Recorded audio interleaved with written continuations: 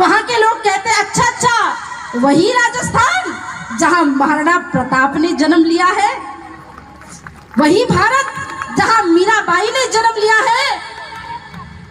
राजस्थान का ये गौरव इतिहास रहा।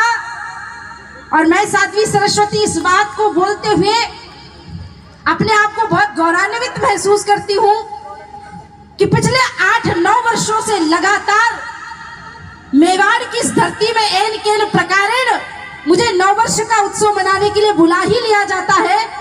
और जितनी बार भी मैं मेवाड़ की धरती में आती हूँ मैं अपने आप को बहुत गौरवान्वित महसूस करती हूँ। ये 2 जगह दुनिया में बड़ी प्रसिद्ध है, बड़ी पवित्र है, एक मथुरा वृंदावन और एक अयोध्या की धरती। हम सब जब भी वहां की धरती में जाते हैं ना तो वहां की रज अपने माथे में लगाते हैं। मैं भी जब वृंदावन जाती हूँ, अयोध्या जाती हूँ, वहां की रज अपनी माथे में लगाती हूँ। पर मेरे लिए एक तीसरा स्थान भी है, वो मेवाड़ की धरती है। मैं जब जब मेवाड़ में आती हूँ यहाँ की रज को अपने माथे पे लगाती हूँ। इस धूल का इतना महत्व क्यों है? चित्रकूट की धरती में कहते हैं भगवान श्री राम अपने वनवास काल का सबसे अत्यधिक समय रहे हैं। तो कलयुग का ही विषय है। तुलसीदास जी महाराज और रहीमदास जी महाराज खड़े हुए थे। एक हाथी अपने ऊपर धूल उड़ा रहा था और राजा उसको पीटने लगा। तो तुलसीदास जी प्रश्न करने लगे, कहने लगे कि धूल उड़ावत गज फिरत कही रही में कही काज। रहीमदास जी बताइए, ये धूल गजेंद्र, ये हाथी धूल उड़ाता क्यों है? तो रहीमदास जी कहते हैं, जही रज ऋषि पत्नी तरी सोई ढूंढत गजराज।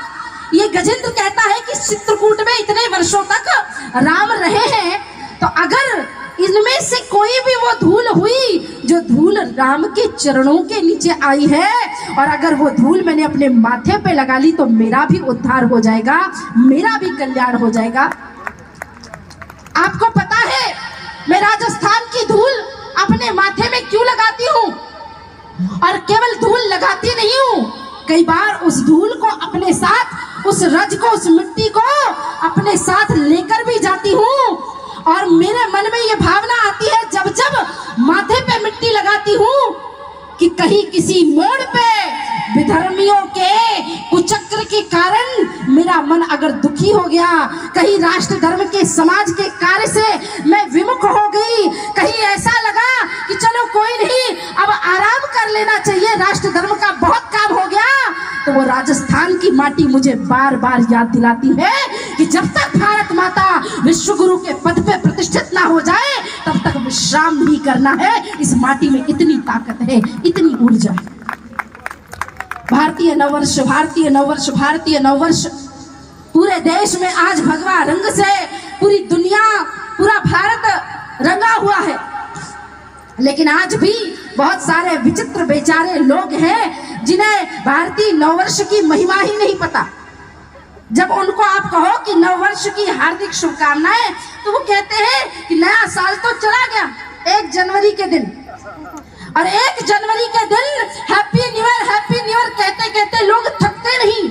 उसी चैत्र शुक्ल प्रतिपदा के दिन जब हम भारतीय नववर्ष की शुभकामना देते हैं तो लोग ऐसे रिएक्ट करते हैं, ऐसे कहते हैं जैसे उन्हें कुछ पता ही ना हो। एक घर में राष्ट्रीय स्वयंसेवक संघ के कुछ प्रचारक, कुछ कार्यकर्तागण गए और सबको भगवा ध्वज बांट रहे थे। एक घर का दरवाजा खटखटाया तो 5 साल का बच्चा बाहर निकला। संघियों ने कहा कि बेटा ये ध्वज ले जा और कल नववर्ष है, अपने घर की छत पे लगाना। तो बच्चा कहता है कि अंकल नया साल तो 3 महीने पहले जा चुका है।